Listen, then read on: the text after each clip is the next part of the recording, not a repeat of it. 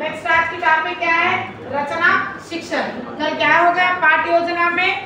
कल क्या क्या लिखे बोलो पाठ्य योजना में? प्राथमिक स्तर, माध्यमिक स्तर, उच्च माध्यमिक स्तर। क्या है वो? पद्य के बारे में लिखे। तो पद्य गद्य हो गया, पद्य होगा। नेक्स्ट क्या है? रचना शिक्षण है। इसके बाद क्या है? व्याकरण है। इसके बाद क्या है? पद। ओके, तो रचना शिक्षण हम बच्चों को किस उद्देश्य से पढ़ाते हैं? रचना का अर्थ क्या है?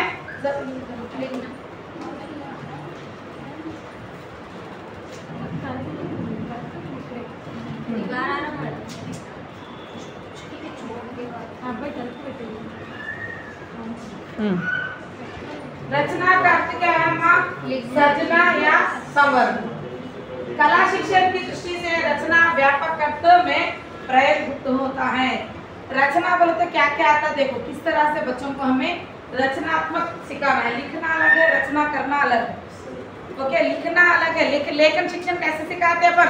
सीधी रेखा, आड़ी रेखा, तिरछी रेखा, वृत्त, अर्धवृत्त, समवृत्त, कुंडीय। लेखन शिक्षण अलग है, रचना शिक्षण अलग है। देखो, रचना शिक्षण के उद्देश्य कैसे रहता? विराम चिन्हों का प्रयोग करना। क्या है? विराम चिन्हों का प्रयोग करना, उचित शब्द भंडार का प्रयोग करना, पर्यायवाची शब्दों का सही इस्तेमाल करना, निरर्थक शब्दों को त्याग करना। यानी निरर्थक बोलते जिसका कोई अर्थ नहीं रहता, उन चीजों को बच्चे नहीं। नेक्स्ट क्या है? लेखक के मरणोपरांत अमर बनाना। जैसे कि हम प्रेमचंद की रचनाएं पढ़ रहे हैं, वो क्या हो गए? उनकी मृत्यु हो गई, लेकिन हम उनकी रचनाओं को क्या करना? अमर बनाना, रचनात्मक सिखाना। ओके, तो नेक्स्ट है वक्ता की पटुता का परिचय दे। पटुता बोले तो उसका परिचय दे। रचना शिक्षण के उद्देश्य क्या क्या है बोलो? विराम चिन्हों का उपयोग करना नहीं करना, बोलते जब भी करना, लिखते जब भी करना। ओके, तो हम सिर्फ स्क्रिप्ट यानी कि वर्ड्स बच्चों को सिखाने के लिए लेखन शिक्षण उपयोग करते। रचनात्मक माध्यम कैसा रहता है? इसमें सभी आते। बालक कल बड़ा होकर क्या बन सकता है? एक अच्छा राइटर बन सकता है, वो इसके अंतर्गत। तो बालक को क्या सिखाना है? पहले विराम चिन्हों का प्रयोग सिखाना, शब्द भंडार करना सिखाना, यानी कि कैसे शब्दों को लेना, उचित शब्दों को लेना, पर्यायवाची शब्दों का भी इस्तेमाल करना, डायरेक्ट शब्द ना लेकर पर्यायवाची शब्दों का इस्तेमाल करना, निरर्थक शब्दों को हटा देना। और लेखक यानी कि हम किसी रचना के ऊपर ही, उनकी रचना से ही हम कुछ रचना का भाग बना रहे तो उनको उसमें अमर बना। ओके, नेक्स्ट वक्ता। कौन है हमारा? ये वक्ता। वक्त नहीं था, वक्ता की पटुता को का परिचय दे। नेक्स्ट रचना शिक्षण के कुछ उदाहरण। फिर कैसा रचनात्मक उदाहरण कैसे रहता देखो।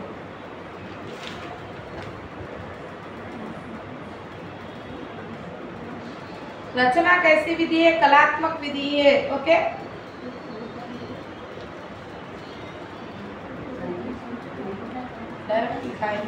देखो, मनुष्य के समान चूहे बिल में रहते हैं। बिल में रहते हैं मनुष्य के समान। इसका एक उदाहरण, ये उदाहरण स्पष्टता कैसे है? इस वाक्य में मनुष्य चूहे की तरह बिल में, जैसे कि चूहे के घर को क्या बोलते हैं? बिल बोलते हैं। मनुष्य के घर क्या बोलते हैं? निवास। निवास में रहने का अर्थ प्रकट होता है। ये क्या है? पहले ये उदाहरण। नेक्स्ट स्पष्टता देखो, वास्तव में यह इस तरह होना चाहिए, जिस तरह मनुष्य घर में रहता है उसी तरह चूहे बिल में रहता है। इकड़ा చెప్పేది అర్థం చేసుకోండి। रचना करने के लिए हम वाक्य इस तरह से भी लिख सकते हैं, लेकिन इसमें स्पष्टता नहीं रहता। ये उदाहरण के लिए क्या बोले? इस वाक्य में मनुष्य चूहे की तरह बिल में जैसे कि निवास में रहता है, तो क्या बोलते? यानी कि चूहे का घर को क्या कहते हैं? बिल कहते हैं। मनुष्य रहने के चीज को क्या कहते हैं? निवास। तो उसको स्पष्टता से हम किस तरह से बोलना? यह इस तरह से होना चाहिए जिस तरह से मनुष्य घर में रहता है और चूहा बिल में रहता है। यानी कि मनुष्य रहते से जगह क्या है? घर है। चूहा रहते से घर क्या है? बिल। तो उदाहरण अलग रहता, स्पष्टता क्या करना, उसको स्पष्ट रूप से बताओ। ओके, ये कुछ उदाहरण है। विभिन्न स्तरों पर रचना शिक्षण की विधियां। प्राथमिक स्तर पर 3 विधियां हैं, माध्यमिक स्तर पर 3 विधियां हैं, उच्च स्तर पर भी 3 हैं। प्राथमिक स्तर पर क्या क्या है बोलो? देखो और कहो नहीं होता, देखो और कहो बोले तो मॉन्टेसरी का होता, देखो और रचो। नेक्स्ट क्या है? प्रश्न विधि। तीसरा क्या है? उद्बोधन विधि। लिख लेना चाहे तो लिख लो, आप लोग पीछे कर देती, बैक कर दो, लिख लो। हाँ, ये पहले का, ये लो रचना शिक्षण, ये मेरे उद्देश्य। देखो और रचो विधि अंटे देखो और रचो विधि को आविष्कार किसने किया है? पंडित सीताराम चतुर्वेदी ने किया है। इस विधि में एक विशेष पेटी का उपयोग होता है। उन्होंने पेटी का नाम दिया है मोहन पिटार। क्या है इस पेटी का नाम? मोहन पिटार। तो वे ये क्या है? भारत रत्न पंडित मदन मोहन मालवीय नाम पर रखा गया है। इस विधि के 4 अवस्थाएं हैं। कितनी अवस्थाएं हैं? 4। कौन सी विधि है? देखो और रचो विधि।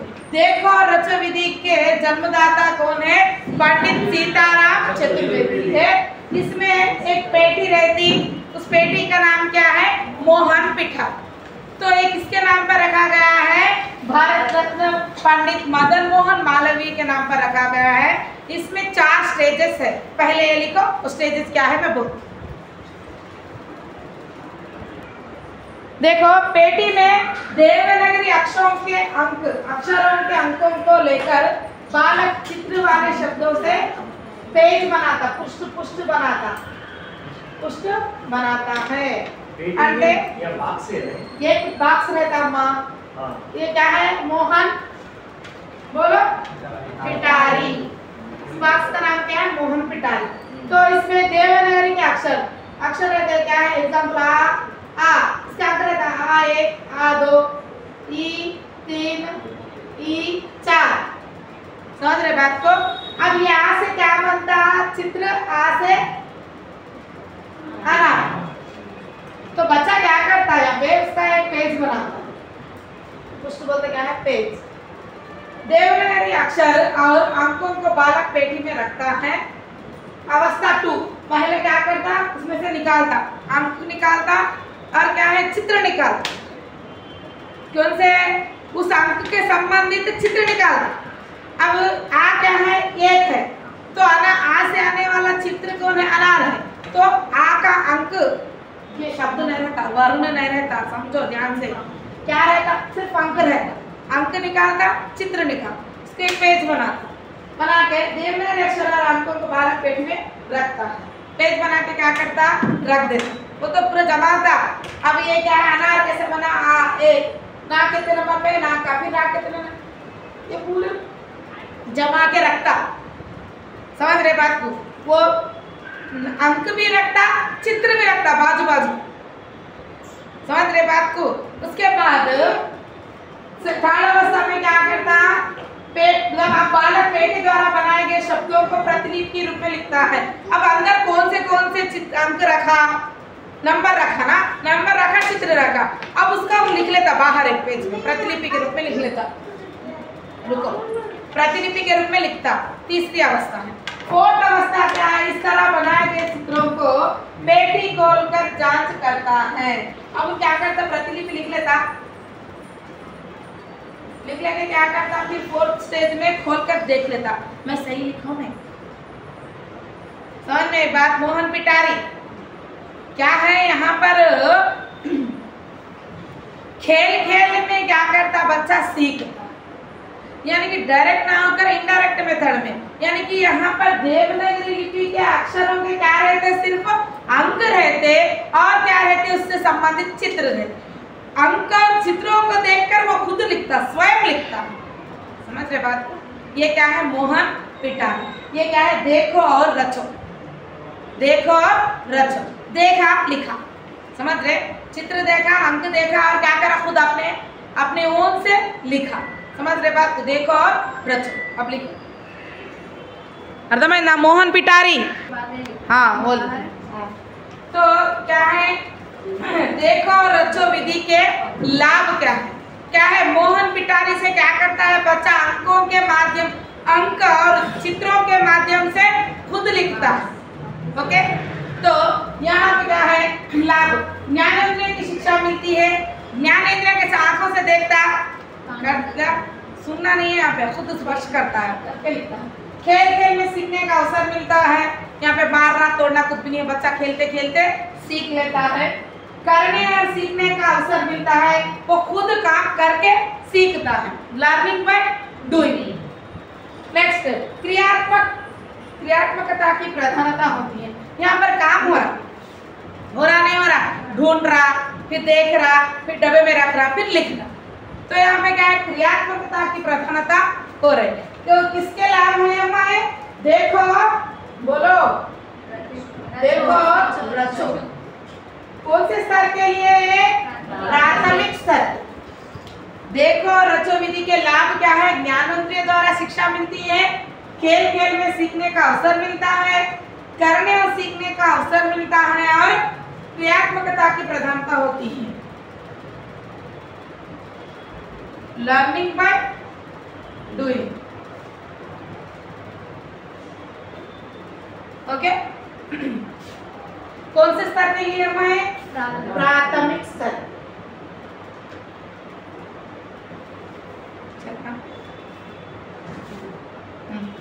लिखे, ये नहीं लिखे, लाभ नहीं लिखे थे क्या?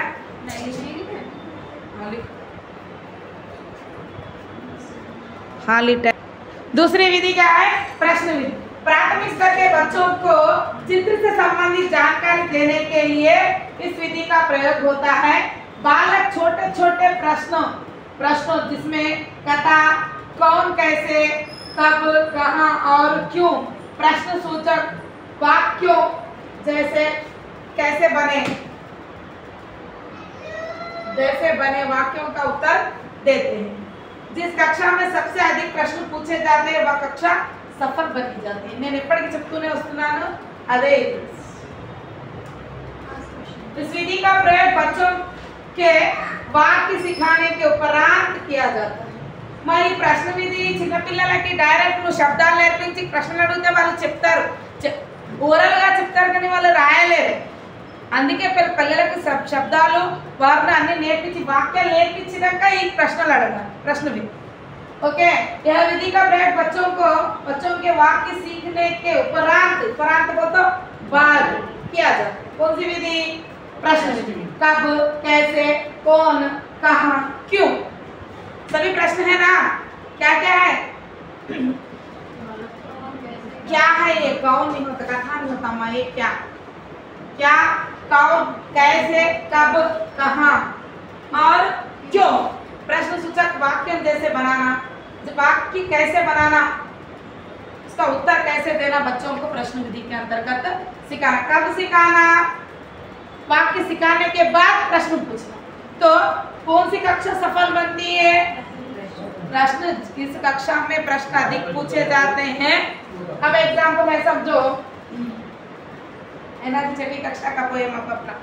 एक छोटी सी टोकरी देख रही थी, एक छोटी सी लड़की देख रही थी टोकरी, टोकरी में क्या है? अनार है या आम। तो चित्र दिखाकर पूछना बच्चों, बच्चा क्या कहता है? आम है। तो वहां पर क्या है? शब्द सिखा रहे, लेकिन शब्द के बाद छोटे छोटे वाक्य लिखना सिखाने के बाद ये प्रश्न पूछ, ये विधि है प्रश्न विधि। ओके, कक्षा को सफल बनाने के लिए किस विधि का प्रयोग होता है? प्रश्न विधि। लिखो।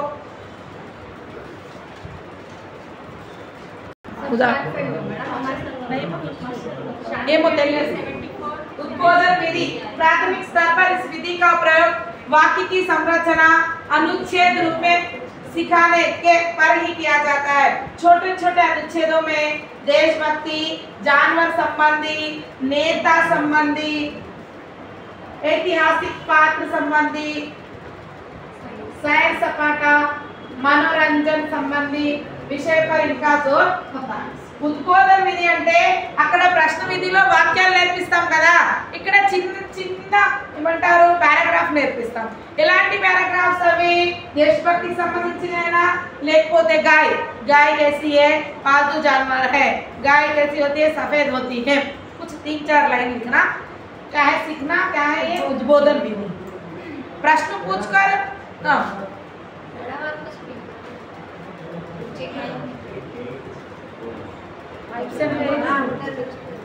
तब से नहीं बोले क्या जी.